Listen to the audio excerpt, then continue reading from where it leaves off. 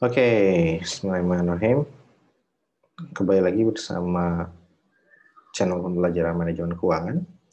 Pada kali ini saya akan bahas mengenai soal 2 ya dari TILPEN edisi 13 yang P823.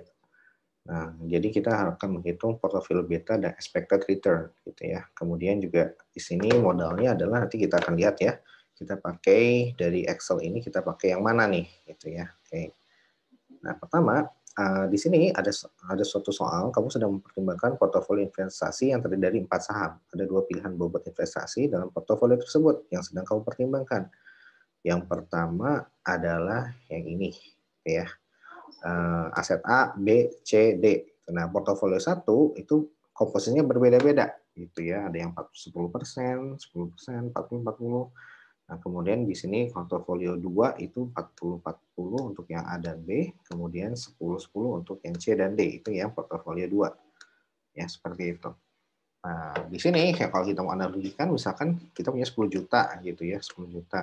Nah, kita mau beli saham apa? Saham misalkan TOWR gitu ya, kemudian juga saham Pawon, kemudian juga saham BRIS, kemudian saham ICBP atau saham BBRI gitu ya, atau Bank Mandiri. Nah, dari sini berarti kita akan alokasikan gitu ya. Nanti kita bisa cari betanya. Betanya ini kalau di kenyataan ini bisa dicari di Yahoo Finance ya, Yahoo Finance. Nah, cari aja masing-masing nanti ya, Yahoo Finance. Nah, dari situ nanti kita akan analisis gitu ya. Oh, dari sini 10 juta itu kita misalkan bikin skema ya, skema. Kalau misalkan 10 juta itu 10% di TOWR misalkan ya, TOWR. Nah, kemudian 10% di Pawon, itu 10% di BBRI misalkan ya. 10% di INDF gitu ya. INDF itu Indofood. Nah, berarti ini 1 juta, 1 juta, 4 juta, 4 juta gitu kan. Nah, kira-kira betanya kamu cari tahu di Yahoo gitu ya. Nah, kira-kira kalau yang portofolio kedua 4 juta, 4 juta, 1 juta, 1 juta. Nah, kira-kira gimana nih? Mau pilih yang mana gitu ya. Nah, di sini akan kita lihat. Nah, dari sini kita harus hitung dulu kalau gitu portofolio yang paling beresiko berarti akan menghasilkan high risk ya, high return gitu ya, sama dengan high return gitu kan. Nah, jadi kita akan lihat nih, kita hitung. Oleh karena itu kita ingin menghitung risknya dulu ya. Risknya itu diwakili oleh beta gitu ya. Setelah itu kita hitung returnnya. Returnnya kalau sudah diketahui beta, maka kita tinggal memasukkan fungsi CAPM gitu ya, ke rumus CAPM. Nah, gitu ya, ke rumus CAPM ya. Nah, dari situ nanti kita ketahuan tuh, oh ternyata yang beresiko akan menghasilkan returnnya berapa. Nah, dari sini beta itu di sini diwakili angka 2,5, 1, 0,5 sama minus 1,5 ya. Nah, yang perlu kalian ketahui adalah beta itu menggambarkan resiko, tetapi beta itu bukan persen satuannya ya, dia koma-komaan gitu ya. Nah, artinya ini bukan plus minus 2,5% gitu atau 250% gitu ya, bukan plus minus 250% seperti itu ya.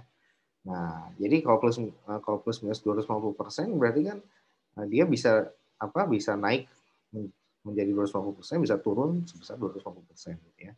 Nah, beta ini satuannya adalah desimal ya, seperti itu. Nah, berarti kita harus menafsirkan maknanya itu apa? Beta yang mana yang paling beresiko? Nah, guidance-nya atau rule of thumb-nya itu berdasarkan jurnal-jurnal dan beberapa referensi yang saya baca, kalau dia semakin mendekati 1, maka dia adalah lebih beresiko ya.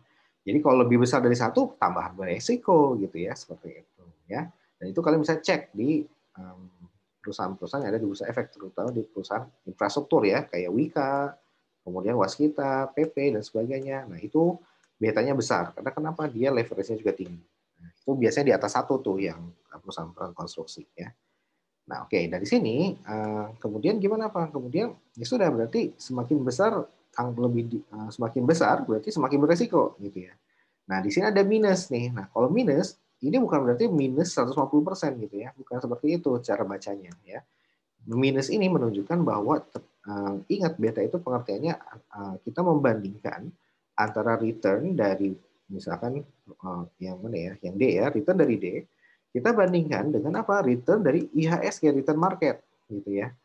Nah, seperti itu. Jadi minus ini tandanya apa? Berarti ini tandanya adalah return korelasinya saling berlawanan gitu ya. Karena beta ini diperoleh dari fungsi regresi gitu ya, fungsi regresi.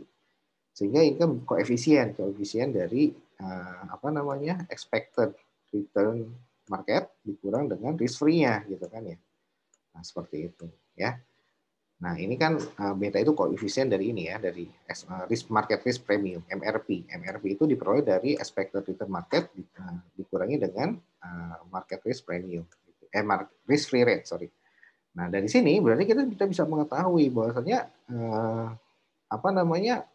beta itu adalah selisih antara return dari D yang ini ya, yang D dengan return dari market. Nah, kalau minus tandanya atau berarti tandanya itu adalah berlawanan sifatnya, gitu ya. Sifatnya berlawanan karena ini koefisien ya, koefisien itu berbeda ya, berbeda dengan hasil standar deviasi, bukan. Kalau standar deviasi kan hasilnya plus minus ya. Kalau beta ini koefisien gitu ya. Sehingga kalau koefisien ini menunjukkan arah yang berlawanan ya. Artinya apa? Artinya kalau kita tuangkan ke dalam rumus gitu ya, tuangkan ke dalam rumus kan return D sama dengan apa? Sama dengan risk free gitu ya. Ini yang rumus yang sederhana ya. Beta kali MRP gitu ya. MRP market risk premium. Artinya apa? Kalau betanya minus 1,5, artinya apa? Artinya ketika dia turun, ini pun akan turun juga gitu ya, akan turun juga. Return dari D-nya itu pun akan turun juga, gitu ya, akan turun juga. Ya seperti itu, ya. Nah dari sini pada dasarnya pada dasarnya kalau menunjukkan semakin besar. Nah, kalau plus berarti kalau dia naik ya berarti return dia juga akan naik gitu. Seperti itu. Nah, seperti itu ya. Nah, jadi seberapa besar kenaikannya? Nah, itu digambarkan dari angka ini. Kalau dia 1, maka dia semakin berisiko nilainya ya. Sehingga ya kita harus memastikan bahwasanya memahami makna dari angka ini. Oke, kalau kayak gitu gimana caranya Pak? Berapa beta di setiap portofolio? Kita pakai yang mana nih? Di antara yang sudah saya berikan di video-video sebelumnya kan ini Excel-nya ya.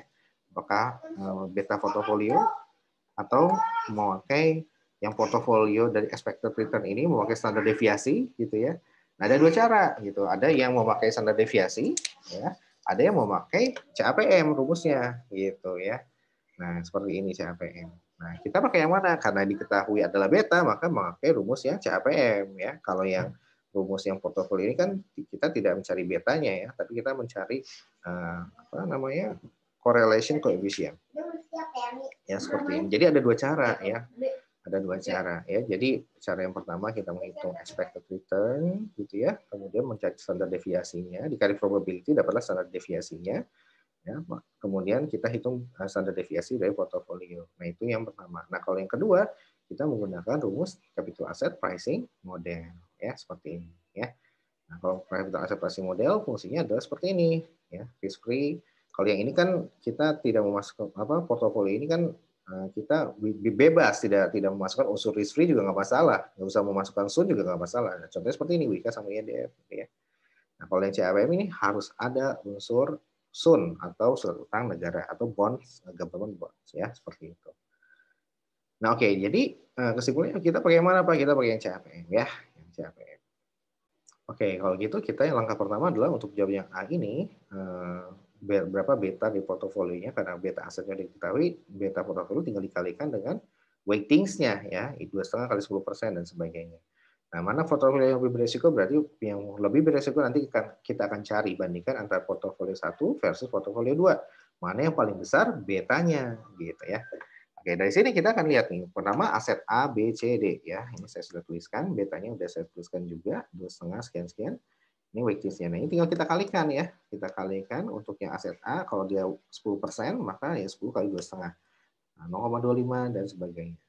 Akhirnya kita jumlahkan, gitu ya, kita jumlahkan. Ya. Setelah kita jumlahkan, dapatlah betanya adalah 0,05 minus ya. Nah, kemudian beta portofolionya yang untuk yang kedua kita kalikan juga dengan weightingsnya. Ya. Hasilnya adalah 1,3 totalnya ya. Nah, dari sini mana yang lebih beresiko? Yang beresiko adalah yang paling besar, yang di atas 1, meskipun notasinya dia positif ya. Nah, notasi positif itu hanya menunjukkan arah saja. Kalau misalkan positif berarti arahnya naik, kalau negatif berarti arahnya berlawanan turun gitu ya. Nah, dari situ. Nah, sekarang Berarti yang mana Pak? Ya udah, kita lihat aja dengan menggunakan absolut ya. Kalau kita menggunakan nilai absolut, berarti kan minusnya diabaikan. Maka 0,05 dibandingkan 1,3 yang besar ya 1,3 gitu ya. Nah, akhirnya apa? Ya inilah yang lebih beresiko portofolio 2. Nah, dari sini bisa kelihatan kenapa portofolio 2 lebih beresiko, karena perhatikan kalau kita urutin yang paling beresiko kan yang paling besar angka betanya ya, dengan nilai absolut gitu ya. Kita abaikan nilai minusnya. Ya udah kita lihat 2,5, 1, 0,5 sama 1,5. Ya, 40% yang portofolio 2 mengambil 40% untuk dua aset yang paling beresiko. Yang satu aset A, satu aset B. Nah, sedangkan kalau portofolio satu, dia hanya mengambil satu yang beresiko, yaitu aset B. Ya, nah dari sini udah kelihatan lah, berarti apa namanya? Pastilah karena yang diambil yang paling beresiko, yang lebih bobotnya lebih besar ke yang beresiko untuk portofolio 2, maka tentunya akan lebih beresiko yang portofolio 2. Ya, ya sudah, karena konsepnya adalah high risk high return, pasti yang portofolio 2 returnnya lebih gede. Nah, buktinya gimana? Buktinya kita masukkan ke rumus CAPM ya. CAPM portofolio 1 risk free-nya 4% ya, sebagaimana di soal ya. Market risk premium 5% ya. MRP-nya 5% ya. Betanya berapa? Masukin dari atas gitu ya. Masukin dari atas yang ini. Kemudian ya udah minus 0,05. Nah, kita tambahin ya, berapa returnnya? Returnnya adalah ya tinggal dikalikan dengan rumusnya, rumus beta ya. Nah, ini kan rumus portofolio beta ya. Weighting dikali dengan betanya. Nah, rumus CAPM-nya gimana? Rumus CAPM-nya ini. Ya, kita tinggal masukin aja. Oke. Nah, di sini ya, hub. Nah, itu dia. Oke. Nah, dari sini kita bisa mengetahui bahwasanya